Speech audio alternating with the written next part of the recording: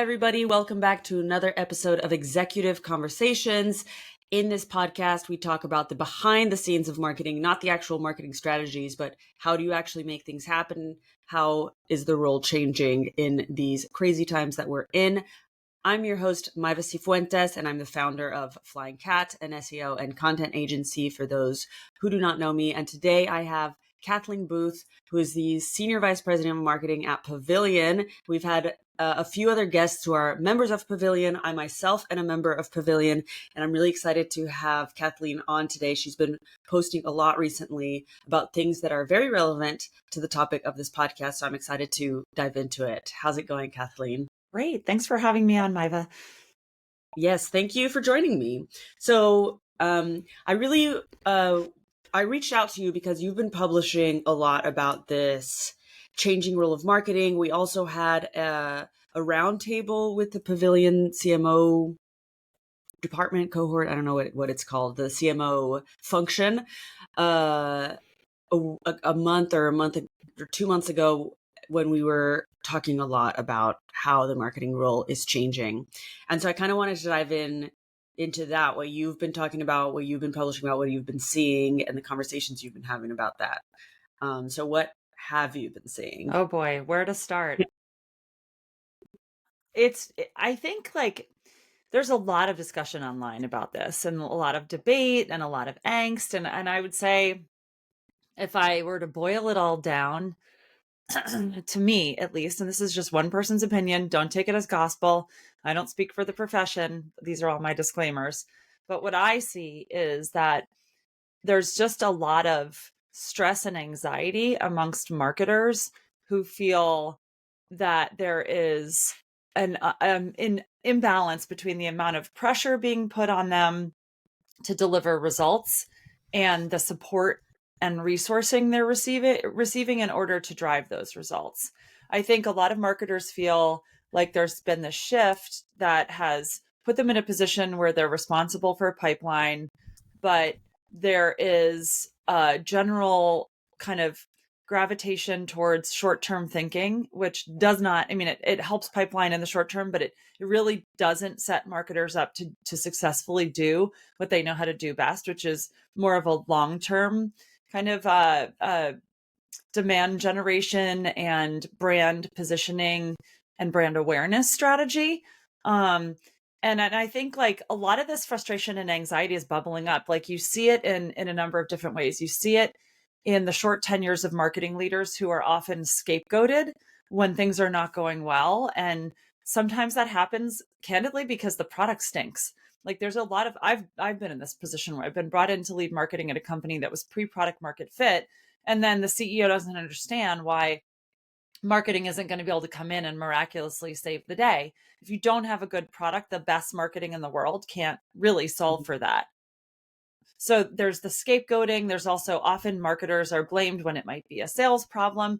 There are also times when it's genuinely a marketing problem, but I think the overriding sentiment amongst marketers is that when something goes wrong, their neck is the first one on the chopping block, whether it makes sense or not. And you couple that with the tremendous pressure that I think all revenue executives are under right now because of the state of the economy and what's happened over the last few years with interest rates and the availability of funding, shortening runways for companies. There at times in the last few years has been a sense of desperation of like, we have to extend our runway. We have to bring in more money so we're positioned to stick around. And a lot of that pressure is put on marketers. But when you're under-resourced, the most common phrase that came up when we surveyed our members in terms of the challenges they were facing was do more with less, which nobody ever likes to hear. And it's kind of an unrealistic expectation. I think, I'm leaning into AI because I really do believe, and this is controversial too, that AI can help us. But anyway, I think what I'm trying to say is like all this stress and anxiety has bubbled up and has created what feels like an outcry amongst marketers, certainly on LinkedIn and in the communities that I'm a part of them saying something has to change and we've lost our way because marketing has become very short-term focused. It has become very demand gen focused. We've lost an appreciation for what it means to build brands. We aren't giving marketers what they need to be successful. I think there's also a certain school out there that seems to believe that somehow marketers taking CRO roles is a bad thing. I actually don't agree with that. There's also a lot of people out there saying that marketers themselves have forgotten what it means to be a marketer, that they don't remember that it's about the 4 Ps, or they haven't been trained appropriately. I also don't agree with that. So there's a lot we can get into, but I think TLDR, you can sense just in the way I'm even describing this, there's a lot of frustration out there.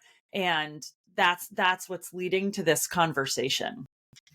Do you think, like, why aren't marketers given the resources that they need? That's the big question here, because the money is there, and then it's just about how do do executives decide to divvy it up? Is that a skills gap in the marketer's ability to get the money and pitch the value? Is it just a different complete set of values, or like why can't we get the resources? Yeah, I think we're caught in a little bit of a vicious loop. And what I mean by that is historically, you have CEOs, boards, and investors who want to grow their companies. That's their ultimate objective, is growth, right? Bottom line, growth, revenue, period, end of story. And many of them are not trained marketers. They don't understand marketing deeply. What they understand is the P&L. And so what we've seen happen, certainly over the last, I would say, 10 years, is a movement, particularly in B2B SaaS. I think we see it a lot, of this movement towards orienting marketing in the direction of having accountability for pipeline. And the reason for that is that historically, when marketing hasn't been held accountable for pipeline, I mean, it used to be MQLs, right? That's what everybody used to measure, marketing qualified leads. And unfortunately, when that's what we were reporting on, what we would get back from the rest of the organization is, these leads suck and I can't do anything with them. And it was very difficult for marketing to prove how it was contributing to measurable concrete revenue in the P&L. Because at the end of the day, again, that's what CEOs, boards, investors care about.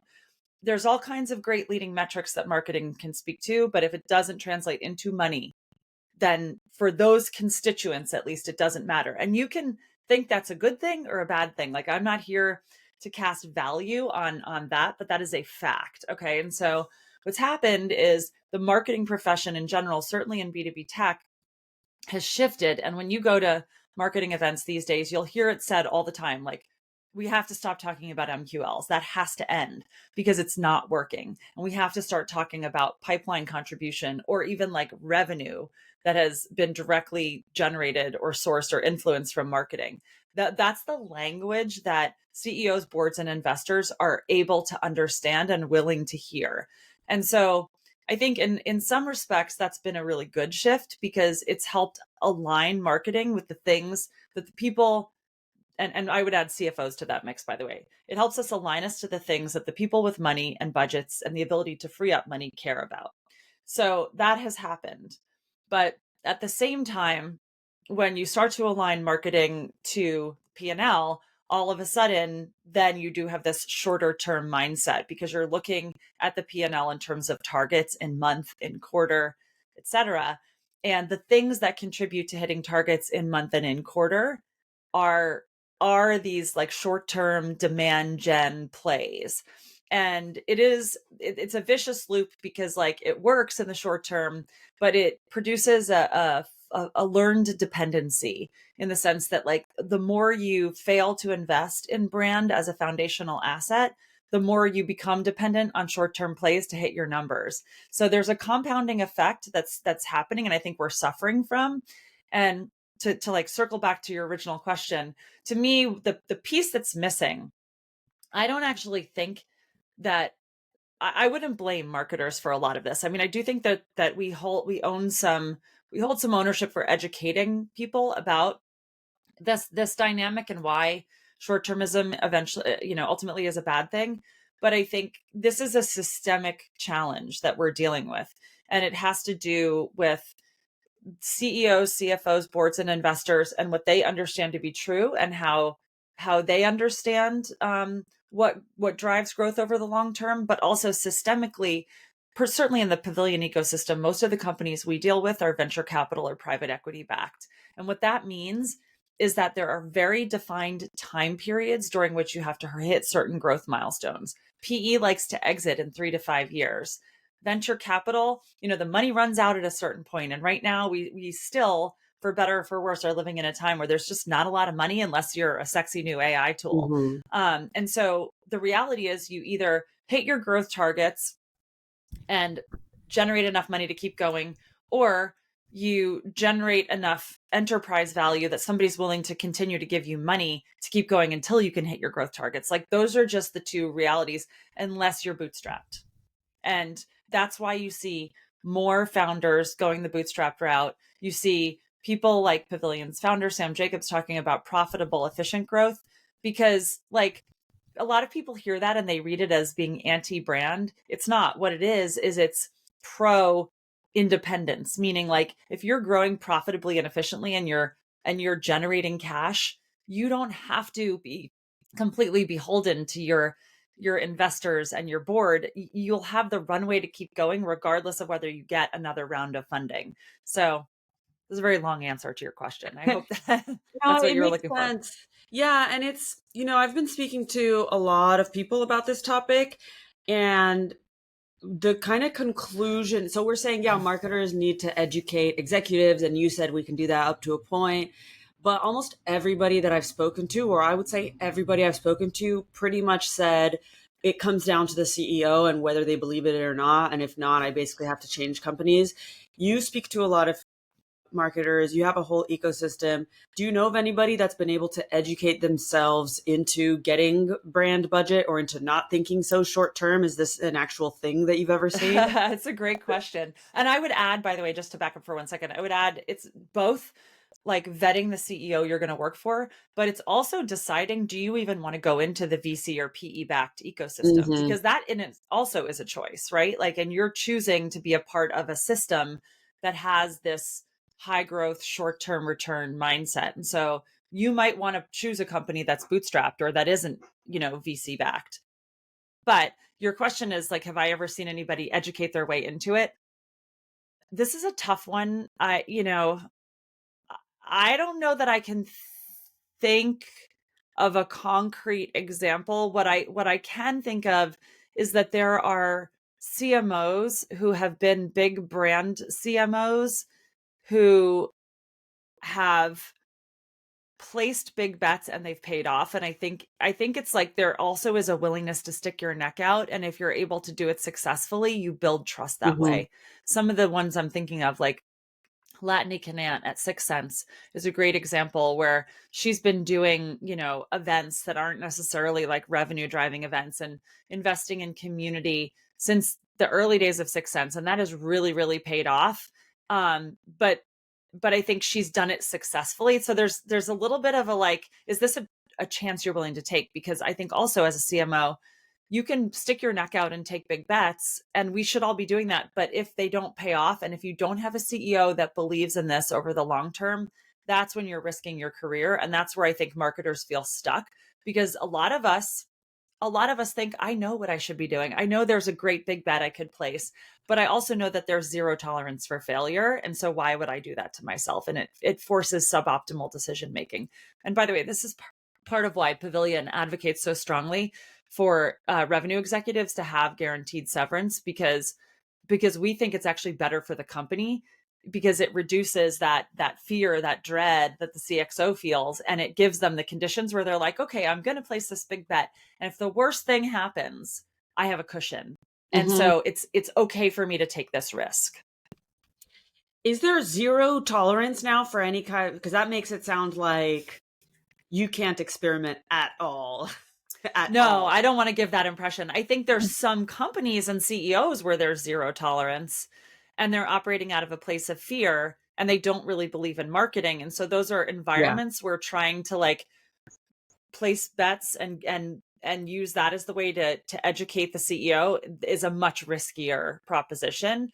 But I wouldn't say that that's like the general environment that we're operating in. You mentioned earlier that you don't think it's such a bad move for CMOs to move into a CRO. That's what you said? Yeah, I did say that. And that's So controversial these days. there's a lot of conversation around that. Are you open to talking about it? 100%. You can ask me anything. Yeah. So just elaborate. Tell me your thoughts. Like this journey, I know there's a lot of people who think that that's not good for marketing, or like it leads us to this short-term thinking. How does it support a company or marketing in general, or the person in the role? I find it very disingenuous that people, on the one hand, it's often the same people who are the loudest ones saying that marketing has lost its way and then complaining when marketers go be CROs. And I think that is incredibly ironic because there is no law or rule out there that says that a CRO has to be come from the head of sales, for example, or is primarily a sales position. CRO is a Rorschach test. It is a title. It is whatever you want it to be. But at the end of the day, if a company is hiring a chief revenue officer, and look, there's also different scopes there. Some companies hire CROs, and that CRO oversees sales, marketing, and customer success. Some companies hire CROs and they sit alongside a CMO. So, again, this is why I say it's a Rorschach test, because it can be whatever you want it to be. But to me, if a company is saying we need to find one person to lead revenue for our company, and we believe that the marketer is the best one to lead revenue, how is that not a good thing? I genuinely don't understand people who rail against this, because to me, this is finally a company and a leader saying, we recognize that marketing drives better long-term value in many cases than sales can do, right? And we're going to invest in it, and we're going to give you leadership because we understand that as a marketer, you're better aligned to the long-term needs of the company. And that's why in many cases, we're going to have you also run sales Yeah. in addition to marketing. Like, how is that a bad thing? I've heard people literally refer to it as marketers capitulating and giving in. And to me, it's like, no, this is a marketer stepping into a new level of power. And by the way, it doesn't mean that being a CMO is somehow less than. I'm not implying that. I'm just saying that if a company decides they want one revenue leader, and they can choose between the person with the sales background, the person with the marketing background, and the person with the CS background, and they choose the marketer, to me, we should be celebrating that. Yeah. When you say it that way, it makes a lot of sense. But what do you think that the other people are thinking it means when they're putting it down? I think, and I could be putting words in their mouths, and so apologies to anybody for whom I am inadvertently paraphrasing, but the way I have read this, I mean, literally the word capitulate was used, and I was flabbergasted when I saw that, because to me, that implies that we're somehow giving up on marketing, right? Like if you're capitulating, you're giving in, you're saying, okay, you win. And I think, to me, that's just wrong. Like if you're a CMO and you take a CRO role and you're giving in and saying, I'm not going to do marketing the way I think it should be done, then that's on you as a marketer. Like if you've been given that responsibility and you're not using it to drive home the value of marketing and brand, that is your failing. Yeah. Not anyone else's. So I think number one, that's a problem.